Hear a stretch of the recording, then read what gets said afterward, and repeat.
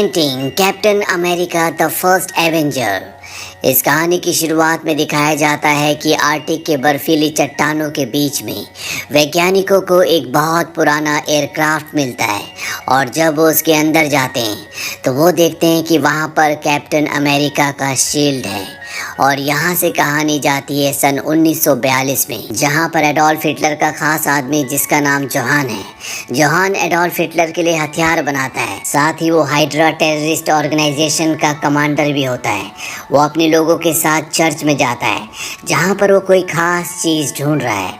Johan को इतिहास का और यहाँ तक कि अध्यात्म का भी बहुत ज्ञान होता है। यहाँ पर जो चीज़ वो ढूंढ रहा होता है उसे मिल जाती है, लेकिन जल्दी वो समझ जाता है कि ये नकली है। इसके बाद वो चर्च के फादर से उसके बारे में पूछता है। चर्च के फादर कहते हैं कि जिस चीज़ को तुम पाना चाहते हो तुम उसके लायक नहीं हो, ना ही तुम उसकी पावर को कंट्रोल कर सकते हो और ना ही तुम्हारे इरादे नेक है। जोहान चारों तरफ देखता है और तभी उसे दीवार पर एक बटन दिखता है। उस बटन को दबाने से अंदर से एक बॉक्स बाहर निकलता है और जब वो उस बॉक्स को खोलता है तो उसके अंदर से नीले रंग की रोशनी निकलती है। दरअसल इसके अंदर टेसरैक्ट है। ये एक ऐसा अवशेष है जिसके अंदर दैविक शक्तियाँ हैं। जोहान फादर को मारकर टेसरैक्ट लेकर वहाँ से निकल जाता है। कहानी यहाँ से एक साल आगे बढ़ती है सन 1943 में, जहाँ पर स्टीव रॉजर्स नाम के एक लड़के को दिखाया जाता है जो सेना में भर्ती होकर अपने देश के लिए कुछ करना चाहता है, क्योंकि इस वक्त चारों तरफ जंग का माहौल होता है। लेकिन वो जितनी बार भी सेना में भर्ती होने की कोशिश करता है हमेशा उसे रिजेक्ट कर दिया जाता है, क्योंकि उसे बहुत सारी मेडिकल प्रॉब्लम्स होती है। इस बात से स्टीव रॉजर्स निराश हो जाता है। अगले दिन वो अपने दोस्त बकी से मिलता है जो पहले से आर्मी में है। बकी उसे एक एग्जीबिशन में ले जाता है जहाँ पर फ्यूचर की चीज़ों की प्रदर्शनी लगी होती है। यहाँ पर हमें हॉवर्ड स्टार्क को भी दिखाया जाता है जो टोनी स्टार्क यानी कि आयरन मैन के पिता है। वो यहाँ पर अपनी कंपनी की फ्लाइंग कार को सबको दिखा रहे होते हैं। तभी स्टीव रॉजर्स को वहाँ पर आर्मी में भर्ती होने की एक एडवर्टीजमेंट दिखती है। स्टीव रॉजर्स वहाँ पर चला जाता है। बकी भी उसके पीछे आता है। वो उसे समझाने की कोशिश करता है कि तुम कई बार रिजेक्ट हो चुके हो, अब तुम्हें ऐसी कोशिश नहीं करनी चाहिए। स्टीव कहता है कि हमारे देश के जवान अपने देश की रक्षा के लिए, अपनी आज़ादी के लिए वहाँ जंग में लड़ रहे हैं, अपनी जान दे रहे हैं। मैं भी अपने देश के लिए कुछ करना चाहता हूँ। वहीं पीछे एक वैज्ञानिक जिनका नाम इब्राहिम रेस्किन होता है, वो स्टीव रॉजर्स की ये सारी बातें सुन रहे होते हैं। इसके बाद स्टीव रॉजर्स अंदर भर्ती के लिए जाता है जहाँ पर उसका मेडिकल हो रहा होता है। तभी वहाँ पर नर्स आती है और डॉक्टर को सब कुछ बता देती है कि स्टीव रॉजर्स ने पहले भी कई बार आर्मी में ट्राई किया है और वो हमेशा मेडिकल में फेल हो गया था। डॉक्टर यहाँ से चला जाता है। स्टीव समझ जाता है कि वो एक बार फिर से रिजेक्ट हो गया, पर तभी यहाँ पर वो वैज्ञानिक जिसने स्टीव रॉजर्स की सारी बातें सुनी थी, जिनका नाम इब्राहिम है, वो यहाँ पर आ जाते हैं और स्टीव को बताते हैं कि मैं आर्मी के साइंस प्रोजेक्ट्स पर काम करता हूँ, क्या तुम नाजी लोगों को मारना चाहते हो? स्टीव कहता है कि मुझे दादागिरी पसंद नहीं है, पर मैं अपने देश की रक्षा करना चाहता हूँ। स्टीव डॉक्टर इब्राहिम को अपने बारे में कुछ झूठ भी बताता है। डॉक्टर इब्राहिम उसे कहते हैं कि अगर तुम मुझे अपने बारे में सब कुछ सच बताओगे तो हो सकता है कि शायद मैं तुम्हारी मदद कर सकूं। स्टीव उन्हें सच बता देता है कि मैं ब्रुकलिन से हूँ और सेना में भर्ती होने के लिए 5 बार कोशिश कर चुका हूँ। डॉक्टर इब्राहिम उसे मेडिकल में पास कर देते हैं और अब वो एक सोल्जर बन चुका है। पर ट्रेनिंग में स्टीव रॉजर्स अपनी मेडिकल प्रॉब्लम की वजह से हर एक एक्टिविटी में पीछे रहता है। एक बार सारे जवान रनिंग करते हुए बहुत दूर जाते हैं। वहाँ पर एक पोल पे झंडा होता है। सबको बताया जाता है कि आधे रास्ते तक हम आ चुके हैं और जो इस झंडे को निकालेगा वो गाड़ी में वापस जा सकता है। सब पोल के ऊपर चढ़ने की कोशिश करते हैं लेकिन कोई भी झंडा नहीं निकाल पाता।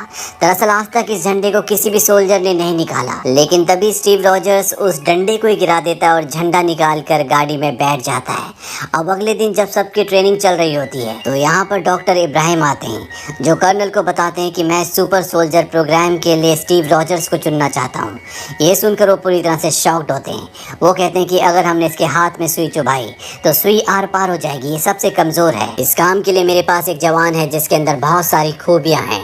डॉक्टर इब्राहिम कहते हैं कि मुझे ऐसी खूबियाँ चाहिए जो सिर्फ जिस्मानी ना हो। इसके बाद कर्नल एक ग्रेनेड उठाते हैं और सारे जवानों के बीच में फेंक देते हैं। सभी जवान तितर बितर हो जाते हैं, लेकिन स्टीव रॉजर्स अपने साथियों को बचाने के लिए उस ग्रेनेड के ऊपर कूद जाता है, सबको हटने के लिए कहता है। वहीं उस सोल्जर को भी दिखाया जाता है जिसे कर्नल सुपर सोल्जर प्रोग्राम के लिए चुनना चाहते थे। वो गाड़ी के पीछे छुपा होता है और अब कहीं ना कहीं सबको यकीन हो चुका है कि स्टीव रॉजर्स ही इस प्रोग्राम के लिए सबसे सही है। वहीं दूसरी तरफ जोहैन को दिखाया जाता है जो अपने वैज्ञानिक के साथ एक एक्सपेरिमेंट कर रहा होता है जिसने एक मशीन बनाई है। उस मशीन से टेसरेक्ट को जोड़ा जाता है। टेसरेक्ट उस मशीन के अंदर बहुत सारी ऊर्जा को स्टोर कर देता है। ये देखकर जोहैन खुश हो जाता है। वो कहता है कि इस एनर्जी से अब हम कई दिनों तक अपने जहाज़ों को एनर्जी दे सकते हैं। अब जंग का नक्शा पूरी तरह से बदल जाएगा। वहीं दूसरी तरफ पैगी कार्टर जो कि स्टीव रॉजर्स की सीनियर है उसे ब्रुकलिन ले जाती है जहां पर डॉक्टर इब्राहिम है, जहां पर सुपर सोल्जर प्रोग्राम अब शुरू होने वाला है। यहाँ पर हॉवर्ड स्टार्क भी होते हैं जिन्होंने इस एक्सपेरिमेंट के लिए मशीन बनाई होती है। स्टीव रॉजर्स की बॉडी के अंदर सीरम डाल दिया जाता है। इसके बाद उसे हॉवर्ड स्टार्क की बनाई हुई मशीन के अंदर डाला जाता है और उसकी बॉडी के ऊपर वीटा रेस छोड़ी जाती है। धीरे धीरे परसेंटेज बढ़ाई जाती है और जब 70% पे पहुंच जाता है तो यहाँ पर मशीन से चिंगारी निकलना शुरू हो जाती है। डॉक्टर इब्राहिम मशीन को बंद करने के लिए कहते हैं, लेकिन तभी अंदर से स्टीव रॉजर्स कहता है कि बंद मत करो, मैं इसे सह सकता हूँ। और इसके बाद हॉवर्ड स्टार्क मशीन को 100% पे ले जाते हैं। कुछ देर बाद मशीन अपने आप ही बंद हो जाती है और जब उस चैम्बर को खोला जाता है जिसके अंदर स्टीव रॉजर्स था तो वो पूरी तरह से बदल चुका होता है। उसकी सारी बीमारियां ठीक हो चुकी होती है। पहले वो एक दुबला पतला लड़का था पर अब उसकी शारीरिक रचना पूरी तरह से बदल गई होती है। यानी कि इनका सीरम का जो एक्सपेरिमेंट था सुपर सोल्जर बनाने का वो पूरी तरह से कामयाब हुआ। इसीलिए सब यहाँ पर बहुत खुश होते हैं। तभी यहाँ पर एक आदमी जो कि जोहैन का आदमी है वो एक ब्लास्ट करता है और सीरम की जो आखिरी ट्यूब होती है उसे निकाल लेता है। साथ ही वो डॉक्टर इब्राहिम को गोली भी मार देता है और यहाँ से भाग जाता है। स्टीव रॉजर्स के आगे डॉक्टर इब्राहिम की मौत हो जाती है। इसके बाद स्टीव रॉजर्स उसका पीछा करता है। जहाँ पहले उसे भागने में तकलीफ होती थी अब वो गाड़ी से भी तेज भागता है और किसी तरह से उस आदमी तक पहुँच जाता है। वो सीरम की आखिरी शीशी जो उसके हाथ में होती है वो टूट जाती है। स्टीव उससे पूछताछ करने की कोशिश करता है पर वो साइनाइड खा लेता है और मरने से पहले कहता है जय हाइड्रा। हाइड्रा हिटलर का वो टेररिस्ट ग्रुप है जिसका कमांडर जोहैन है। वहीं जोहैन को दिखाया जाता है जिसने टेसरेक्ट की मदद से बहुत ही खतरनाक हथियार बना लिए होते हैं और यहाँ पर वो हिटलर के कुछ खास आदमियों को मार देता है क्योंकि वो खुद हाइड्रा का लीडर बनना चाहता है। वहीं दूसरी तरफ स्टीव रॉजर्स को दिखाया जाता है जिसके ब्लड सैंपल्स लिए जा रहे होते हैं क्योंकि सीरम की आखिरी बोतल भी टूट चुकी है। इनके पास सीरम का कोई भी सैंपल नहीं है और साथ ही डॉक्टर इब्राहिम भी मारे जा चुके हैं। पैगी कार्टर स्टीव से कहती है डॉक्टर इब्राहिम के बिना दोबारा सीरम बनाने में कई साल लग जाएंगे। वहीं हॉवर्ड स्टार्क को दिखाया जाता है जो कर्नल और सीनियर्स को बताता है कि उसे नहीं पता कि ये सीरम ये मशीन किस तरह से इंसान के ऊपर काम करती है। यानी कि अब ये और सुपर सोल्जर्स नहीं बना सकते। इनके पास पहला और आखिरी सुपर सोल्जर है स्टीव रॉजर्स। स्टीव रॉजर्स ने जिस बहादुरी से सड़कों पर भागते हुए योहान के आदमी को पकड़ा था इससे वो पब्लिक में बहुत फेमस हो गया होता है। उसके अखबार में फोटो छपी होती है। इसीलिए उसका सीनियर उसे कहता है कि अगर तुम जंग में अपने सिपाहियों की अपने देश की मदद करना चाहते हो तो इसका एक तरीका है। और अब हमें दिखाया जाता है कि स्टीव रॉजर्स को कैप्टन अमेरिका की ड्रेस पहनाकर अलग अलग शहरों के शोज में भेजा जाता है जहां पर वो पब्लिक से अपील करता है कि वो वॉर बॉन्ड्स खरीदे ताकि सरकार के पास पैसा आए और जिस पैसे से वो हथियार असला बारूद खरीद सकें। लेकिन स्टीव रॉजर्स को ये काम बिल्कुल भी पसंद नहीं होता। स्टीव रॉजर्स को इसके बाद एक दूसरी जगह शो करने के लिए भेजा जाता है जहाँ पर एक बटालियन होती है। वो सब के सब स्टीव रॉजर्स का बहुत मजाक उड़ाते हैं क्योंकि वो एक नौटंकी करने वाले से ज्यादा कुछ भी नहीं। स्टीव रॉजर्स को जिससे बहुत दुख होता है क्योंकि वो एक सिपाही एक सोल्जर बनना चाहता था।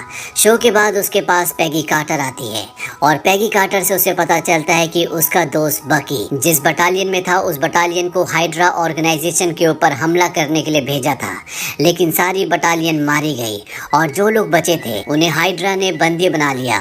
स्टीव रॉजर्स अपने सीनियर के पास जाता है। उसका सीनियर कहता है कि हम उस जगह हमला नहीं कर सकते क्योंकि वहाँ पर दुश्मनों की बहुत ही गहरी किलाबंदी है। अगर हमने अपने सिपाहियों को वहाँ पर भेजा तो हम अपने कई सिपाहियों को खो देंगे। लेकिन स्टीव रॉजर्स अपने दोस्त बकी को बचाना चाहता है। वो पैगी कार्टर की मदद से प्लेन से उस जगह की तरफ निकल पड़ता है। वो प्लेन से कूदकर वहाँ पहुँच जाता है। ये हाइड्रा की एक लैब होती है जहाँ पर बहुत ही आधुनिक हथियार होते हैं जो सब टेसरेक्ट की एनर्जी से चलते हैं। कैप्टन अमेरिका यानी कि स्टीव रॉजर्स अपने सभी साथियों को छुड़ा देता है। उन सबको यहाँ से निकलने के लिए कहता है और वो खुद अपने दोस्त बकी को ढूंढने के लिए निकल निकल जाता है। बकी उसे अंदर मिलता है जहाँ पर उसकी बॉडी पर एक्सपेरिमेंट किए जा रहे होते हैं। वो बकी को अपने साथ लेकर बाहर निकलने लगता है, पर तभी उसके सामने योहान आ जाता है और वो अपने चेहरे से अपना मास्क उतारता है। और जब वो अपना मास्क उतारता है तो उसका चेहरा लाल रंग का हड्डी का ढांचा होता है और इसका नाम होता है रेड स्कल। दरअसल वो पहले डॉक्टर इब्राहिम के साथ काम किया करता था और जब उनका सीरम पूरी तरह से तैयार नहीं हुआ था तो उसने उस सीरम को अपनी बॉडी के अंदर इंजेक्ट कर लिया था, जिससे उसके अंदर ताकत तो आ गई लेकिन उसके साइड इफ़ेक्ट भी थे, जिस वजह से उसका चेहरा पूरी तरह से बिगड़ गया और अब उसका चेहरा एक लाल रंग का हड्डी का ढांचा है, जिस वजह से उसका नाम रेड स्कल पड़ गया। रेड स्कल यानी कि योहान यहाँ पर अपने वैज्ञानिक के साथ निकल जाता है। वहीं स्टीव रॉजर्स यानी कि कैप्टन अमेरिका अपने दोस्त बकी को यहाँ से निकाल लेता है और उसके जितने भी सोल्जर साथी होते हैं उन सबको इस कैद से छुड़ाकर वापस अपनी छावनी में ले जाता है, जहाँ पर कर्नल उसके इस काम से बहुत खुश होते हैं। दरअसल कर्नल उस पर विश्वास नहीं करते थे, पर उसके इस काम के बाद कर्नल को उस पर पूरा भरोसा हो गया है। स्टीव रॉजर्स पैगी कार्टर को बताता है कि जब मैं हाइड्रा के अड्डे पर गया था तो मैंने वहाँ पर नक्शे में कुछ निशान देखे थे, जो मुझे पूरा भरोसा है कि वो हाइड्रा के वो अड्डे हैं जहाँ पर वो अपने हथियार बनाते हैं। मैं उन पर हमला करना चाहता हूँ। वो कर्नल के पास जाता है और उन्हें बताता है कि मैं उस टीम के साथ दोबारा उन जगहों पर जाना चाहता हूँ जिन लोगों को मैं अपने साथ छुड़ा कर लेकर आया हूँ। इसके बाद वो हॉवर्ड स्टार्क के पास जाता है। हॉवर्ड स्टार्क बताता है कि मैंने तुम्हारे लिए कुछ नई शील्ड्स बनाई हैं, लेकिन वहाँ पर कैप्टन अमेरिका को एक दूसरी शील्ड दिखती है। वो उसके बारे में पूछता है। हॉवर्ड स्टार्क बताता है कि ये बहुत ही नायाब धातु से बनी है जिसका नाम है वाइब्रेनियम, जो धरती पर बहुत कम पाई जाती है। जितनी तुम्हारे हाथ में है पूरी धरती पर बस उतना ही वाइब्रेनियम है और ये कैप्टन अमेरिका यानी कि स्टीव रॉजर्स की ढाल बन जाती है। और अब कैप्टन अमेरिका अपने साथियों के साथ अपने मिशन पर निकल पड़ता है। वो हाइड्रा के कई अड्डों को निस्तो नाबूद कर देता है। वहीं कैप्टन अमेरिका और पैगी कार्टर अब एक दूसरे को पसंद करते हैं, एक दूसरे से प्यार करते हैं। वहीं स्टीव रॉजर्स यानी कि कैप्टन अमेरिका अपने खास लोगों के साथ एक खास मिशन पर जाता है। दरअसल वो रेड स्कल यानी कि योहान के बायोकेमिस्ट को, जिसका नाम डॉक्टर जोला है, उसे पकड़ने के लिए जाता है। वो एक ट्रेन से कहीं जा रहा होता है। कैप्टन अमेरिका अपने सभी साथियों के साथ ट्रेन के अंदर एंटर कर जाता है। वो डॉक्टर जोला को पकड़ लेता है, लेकिन उसका दोस्त बकी ट्रेन के बाहर फंस जाता है। कैप्टन अमेरिका अपने दोस्त को बचाने की कोशिश भी करता है, पर जिस हैंडल को पकड़कर वो लटका होता है वो टूट जाता है और बकी गहरी खाई में गिर जाता है। वहीं जोला, जिसे अब पकड़ लिया गया है, वो कर्नल को बताता है कि बहुत जल्दी रेड स्कल दुनिया के बड़े बड़े देशों पर बॉम्ब गिराने वाला है, जिससे पूरी दुनिया लगभग पूरी तरह से तबाह हो जाएगी। कैप्टन अमेरिका अपने साथियों के साथ हाइड्रा के उस अड्डे पर जहाँ पर रेड स्कल होता है वहाँ पहुँच जाता है, जहाँ पर बहुत खतरनाक हथियार होते हैं। रेड स्कल यहाँ से टेसरेक्ट और खतरनाक हथियारों को लेकर एक प्लेन से निकल जाता है, पर तभी कैप्टन अमेरिका पैगी कार्टर की मदद से उस प्लेन तक पहुँच जाता है और अब कैप्टन अमेरिका और रेड स्कल के बीच में एक खतरनाक लड़ाई होती है। इसी लड़ाई के बीच में कैप्टन अमेरिका अपना शील्ड रेड स्कल की तरफ फेंकता है, जो शील्ड उस मशीन से टकराता है जिसके अंदर टेसरेक्ट होता है। टेसरेक्ट बाहर आ जाता है। रेड स्कल टेसरेक्ट को पकड़ता है, लेकिन वो उसकी एनर्जी को बर्दाश्त नहीं कर पाता। टेसरेक्ट की एनर्जी से, उसकी पावर से स्पेस में एक वार्म होल खुल जाता है, जिसके अंदर रेड स्कल समा जाता है। टेसरेक्ट वहीं प्लेन में गिर जाता है, लेकिन उसकी पावर इतनी ज़्यादा होती है कि वो प्लेन की धातु को गलाकर नीचे चला जाता है। वहीं कैप्टन अमेरिका प्लेन को कंट्रोल करने की कोशिश करता है, लेकिन वो समझ जाता है कि इसको कंट्रोल नहीं किया जा सकता। वो पैगी कार्टर को रेडियो पर बताता है कि ये न्यूयॉर्क की तरफ बढ़ रहा है और अगर मुझे लोगों को बचाना है तो मुझे इसे क्रैश करना होगा। पैगी कार्टर उसे ऐसा करने से मना करती है क्योंकि वो उससे प्यार करती है, पर कैप्टन अमेरिका अपने देश के लोगों की जान बचाने के लिए अपनी कुर्बानी दे देता है। वो आर्टिक में उस प्लेन को क्रैश कर देता है और कुछ ही पलों बाद वो पूरा का पूरा प्लेन बर्फ के अंदर समा जाता है। वहीं हॉवर्ड स्टार्क को टेसरेक्ट मिल जाता है, लेकिन कैप्टन अमेरिका का कुछ पता नहीं चलता। इसके बाद जर्मनी की हार हो जाती है और वर्ल्ड वॉर 2 खत्म हो जाता है। कहानी अब वापस प्रेजेंट में आती है है जहाँ पर कैप्टन अमेरिका की आंख एक हॉस्पिटल में खुलती है। उसके पास नर्स आती है। कैप्टन अमेरिका उससे पूछता है कि मैं कहाँ पर हूँ। वो उसे बताती है कि तुम न्यूयॉर्क के एक हॉस्पिटल में हो। कैप्टन अमेरिका को उस पर शक होता है क्योंकि रेडियो पर जिस मैच की कमेंट्री चल रही होती है वो सन 1941 में हुआ था और कैप्टन अमेरिका का जो एक्सीडेंट हुआ था वो हुआ था सन 1945 में। इसीलिए वहाँ से भाग जाता है और जब वो न्यूयॉर्क सिटी के टाइम स्क्वायर पर आता है तो वो देखता है कि दुनिया पूरी तरह से बदली हुई है और अगले पल उसके सामने निक फ्यूरी आता है। वो उसे बताता है कि तुम्हारा क्राफ्ट आज से 70 साल पहले क्रैश हुआ था। 70 सालों तक तुम बर्फ के नीचे दबे हुए थे पर फिर भी तुम जिंदा रहे। हम तुम्हें धीरे धीरे सब कुछ बताने वाले थे लेकिन तुम्हारा दिमाग बहुत तेज है, तुमने सब कुछ खुद ही पता लगा लिया। और इसके बाद पोस्ट क्रेडिट सीन में हमें दिखाया जाता है कि निक फ्यूरी कैप्टन अमेरिका के पास जाते हैं और उसे बताते हैं कि मेरे पास तुम्हारे लिए एक खास मिशन है। इसी के साथ ये फिल्म यहीं पर खत्म हो जाती है। ये फिल्म ईयर 2011 में रिलीज हुई थी। IMDb पर इसकी रेटिंग है 6.9। इस फिल्म का बजट था 140 to 217 मिलियन डॉलर्स और बॉक्स ऑफिस पर इसने कमाई की थी 371 मिलियन डॉलर्स की। उम्मीद करते हैं कि ये कहानी आपको पसंद आई होगी।